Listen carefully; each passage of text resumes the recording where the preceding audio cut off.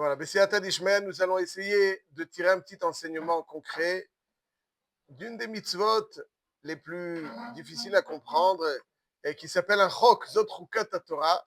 C'est de voir, de goûter un petit peu tout ce qui nous a été transmis à la Torah, cette Torah, c'est une Lashon Hora'a.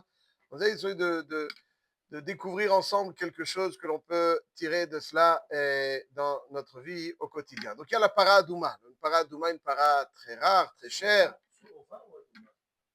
Une para Adouma. Et cette para Adouma, on va l'amener dans la Hazara.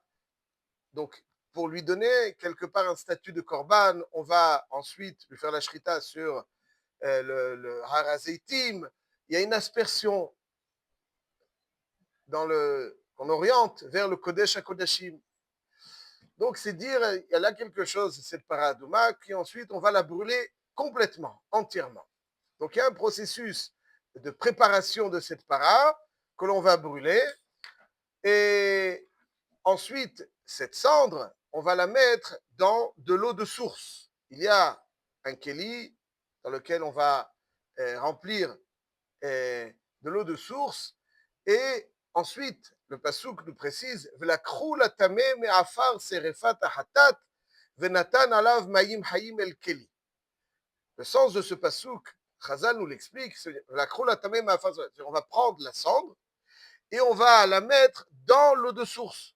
Donc nous avons la para Adouma qui a été l'objet d'une avoda, une sorte d'avoda particulière.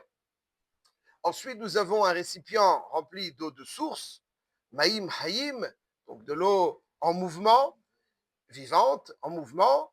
Et ensuite, nous allons prendre le FR, nous allons le mettre dans le récipient.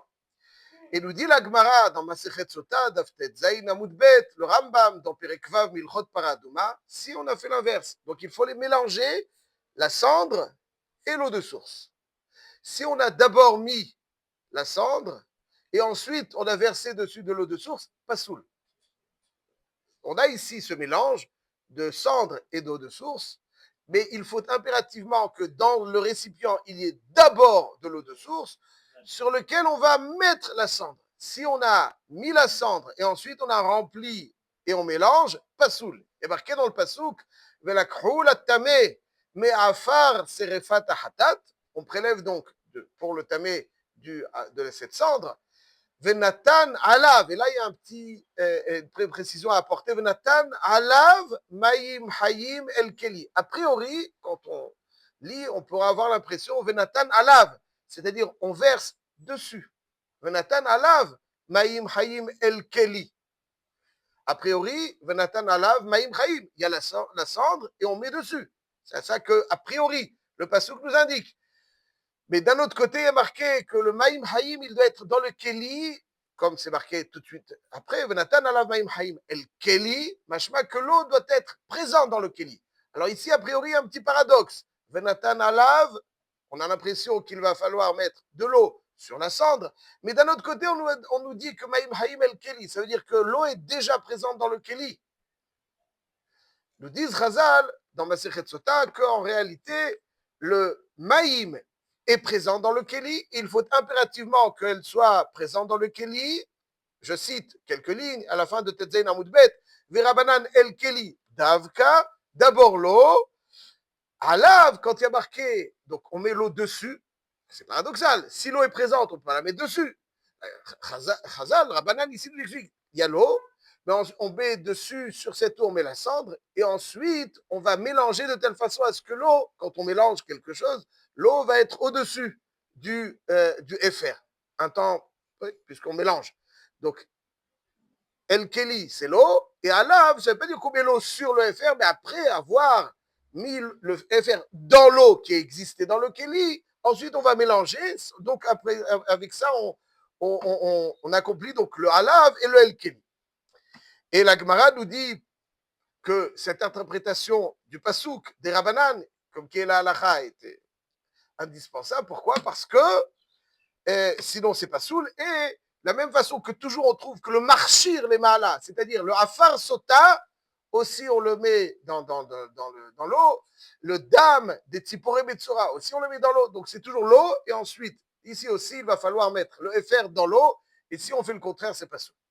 Donc on voit que bon, c'est des choses très élevées. On va essayer de goûter. Ici, on nous dit qu'il faut impérativement, il ne suffit pas de mélanger le FR et l'eau, il faut l'eau, et ensuite, dessus, tu mets le FR. Qu'est-ce qu'on peut goûter à cela? Qu'est-ce qu'on peut goûter à cela? Ah, il y a un petit peu. Mais ce processus de purification vient débarrasser un homme d'une souillure de Toumatmet. Un homme qui est tamé Betoumatmet, alors là, il a besoin de ce processus décrit ici, donc avec quelqu'un qui touche une nevela, un chéret, lui, il lui suffit d'aller au mikvé, et il est tahor. Mais quelqu'un qui est devenu tamé au contact d'un maître, en touchant le maître, en étant avec, même toi avec le maître, זאת התורה, אדם כי ימות באוהל, כל הבאוהל וכל אשר באוהל יטמע 7 ימים. Là, Shivat Yamim. Donc, c'est pas uniquement quand quelqu'un touche un chéret, il va au mikvé, il est tahor. Quand quelqu'un il porte une nevela, ou il la touche, il va au mikvé, il est tahor. Là, non. Un jour, oui. Là, il fallait 7 jours. Shivat Yamim. Et il faut la braza, bashlishi, bashvi. On parle de Toumatmet. Et donc, ici, ce qu'on retient, c'est que quelqu'un qui est touché par la souillure de la mort, pour se débarrasser de cette souillure, il va devoir avoir recours à l'eau de source et la cendre qu'on va mettre dessus. Essayons de goûter à cela. Si je vous pose la question suivante, quelle est la chose qui a été créée en premier dans le monde? Qu'est-ce qu'Hachem a créé en premier? Quelle est la première matière qui a été créée? Excellent, monsieur Cohen. C'est l'eau qui a été créée en premier. Quand on lit, a priori, en tout cas comme ça Rashi comprend, c'est un sujet, mais en tout cas Rashi à Kadosh, comme ça il dit. A priori, on lit Bereshit bara Elokim, et Hashamayim ve'et haaretz. Au commencement, Dieu créa le ciel et la terre. Fausse traduction, fausse interprétation. Bereshit bara Elokim et Hashamayim ve'et haaretz, ça veut dire lorsque, comme ça Rashi dit, lorsque il existait au début, Shamayim ve'haaretz, on nous décrit, donc on ne donne pas l'ordre chronologique de la création. Bereshit, 2 petits points, bara Elokim et Hashamayim ve'et haaretz. Bereshit bara Elokim, au début de l'existence du Shamayim ve'haaretz, c'était comme ça, et le premier ordre de la création, c'est Yehi Or. Yehi Or ve'Yehi Or. Mais on ne dit pas, donc Rachid nous dit, on ne dit pas Bereshit, 2 petits points au début, au commencement, Dieu créa le ciel et la terre. Non. Au début de la création du ciel et la terre, on ne vient pas du tout nous décrire l'ordre chronologique. Voilà ce qui se passait, et voilà ce qui se passait. Et Rachid nous dit qu'est-ce qui l'oblige à expliquer qu'on ne vient pas décrire l'ordre chronologique de la création. Rashi Akadosh nous dit, Imken tamal atzmecha, she'arei hamayim kadmu, she'arei ktiv ruach Elohim merachefet al pnei hamayim, ועדיין לא גילה המקרא בירת המים הייתה, הלמדת שקדמו המים לארץ, ועוד, donc לא a été créé avant la terre, ועוד, שהשמיים מאש ומים נבראו, שמיים c'est אש ומים. Donc ça veut dire que l'eau a été créée avant la terre et l'eau a été créée avant le ciel. Le ciel, c'est Shamayim Varetz. Donc, l'eau, Rashi Akadosh nous dit, l'eau, c'est ce qui a été créé en premier. L'eau, c'est la création. L'eau, c'est la création. La première chose qui a été créée, c'est l'eau. Notre corps, nos cellules sont constituées à 75% d'eau. Et dans le cerveau aussi, c'est 85% d'eau, je crois. Notre corps, donc, c'est de l'eau. Il faut boire, M. Cohen. Pas oublier. Tout est, donc, l'eau, c'est la première, la principale question d'être. Le fœtus baigne dans l'eau. L'eau, c'est toujours la création, les débuts. Tout naît de l'eau. Tout naît de l'eau. L'eau donne naissance. L'eau, c'est la vie. C'est à partir de l'eau que naît la vie. Quand je vois de l'eau, je vois la naissance, la création. Quand je vois la cendre, c'est la destruction. Dans Paradouma, dans le processus de purification, comment est-ce qu'on purifie? C'est en mêlant la création et la destruction. Qu'est-ce que ça veut dire? Donc il faut mettre ce qui symbolise le FR, la destruction, dans l'eau. Qu'est-ce que ça signifie? La Toum Atmet, quelqu'un qui est souillé par la mort.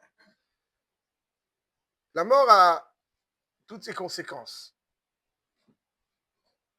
Elle donne parfois le sentiment que le cours de la vie s'arrête. On ne voit pas trop comment on va pouvoir continuer. Et en réalité, il ne faut pas ignorer, fuir. Il faut regarder la douleur droit dans les yeux. Et à un moment, c'est ce qui est donc dans la Torah, il y a une mitzvah de faire le deuil. Chez les goïms, ils sont au boulot le lendemain ou surlendemain. Dans la Torah, c'est pas comme ça. La Torah, faire le deuil, c'est-à-dire qu'il faut, il faut pas ignorer, balayer, tuer la douleur, aussi insupportable qu'elle soit. Mais la douleur doit être quelque part ressentie sans la fuir. Et des fois, on a le sentiment que c'est la paradouma, donc quelqu'un qui est souillé par la mort, comment est-ce qu'il s'en sort? Comment est-ce qu'il se... Donc c'est aussi une forme de souillure de la mort. Quand nous on a un être cher qui disparaît, on ne guérit jamais vraiment. On ne peut pas guérir, on ne guérit jamais vraiment. On réapprend à vivre avec. Ce n'est pas quelque chose qui va cicatriser, qui va disparaître. Non. Quelque chose qui ne disparaît pas. Mais au début, on est sous le choc, on a le sentiment qu'on ne pourra plus vivre. Mais là, on réapprend à vivre. On apprend à vivre avec, malgré. Il y a quelque chose, un trou qui est présent, mais on apprend à vivre avec. Ça, c'est la souillure de la mort. La mort, donc, abîme quelque chose. La douleur de la mort abîme quelque chose en nous.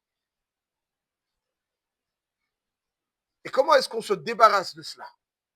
Et quand on parle de mort, on parle évidemment, allez-nous d'être cher, mais aussi il y a des fois des projets pour lesquels on s'est investi, quelle que soit la forme du projet, qui meurt. On a un sentiment que ce projet pour lequel on s'est investi, qui est mort, donc toute forme de mort, a priori compromet la suite. On a l'impression que lorsqu'on vivait avec cette vie qui nous accompagnait, ou un projet, quel qu'il soit, il y a quelque chose de vivant qui nous accompagnait, lorsque cette vie disparaît, on a le sentiment que les choses s'arrêtent. Alors, nous dit la Torah, il ne faut pas ignorer, il faut intégrer, mais ensuite, il faut prendre cette cendre, symbolisant la destruction, ce qui a disparu. Et il faut prendre la vitalité qui est en nous présente, le sens de la créativité, la naissance qui est profondément enfouie en nous et que nous devons exprimer. Et on doit utiliser les inspirations que ce qui a été détruit nous a offert, et c'est en les mêlant à une nouvelle dynamique de création qu'on pourra à nouveau créer.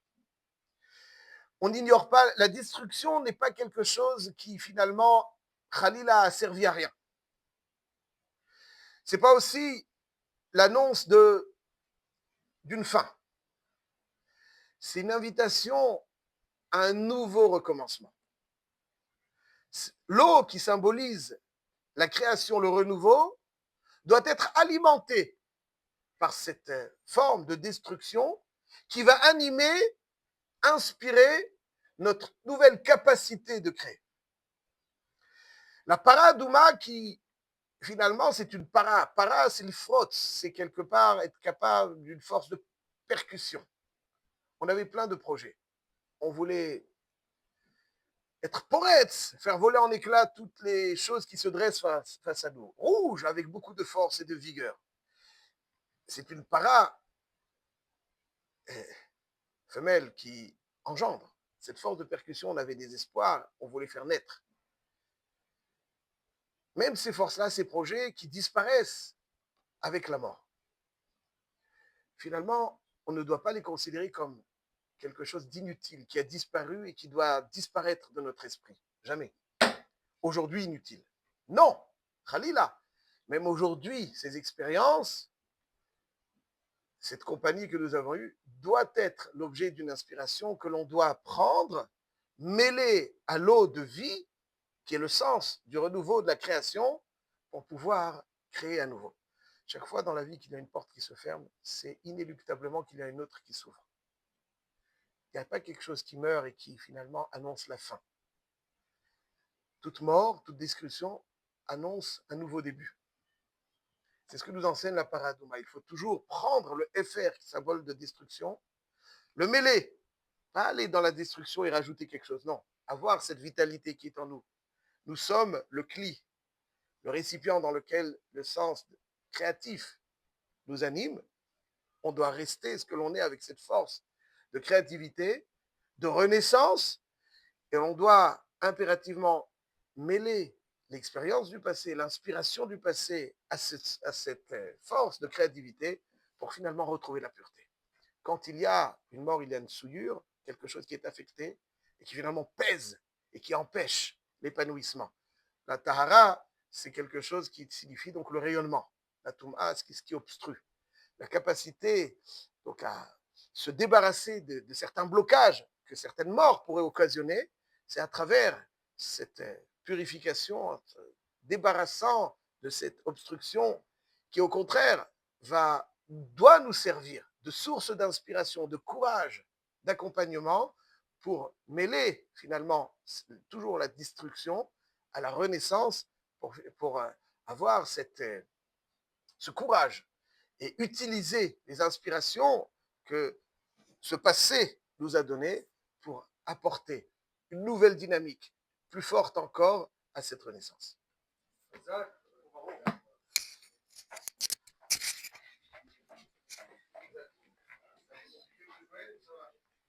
Nickel, ça y est, on a même le titre. Vous avez le titre? Ouais.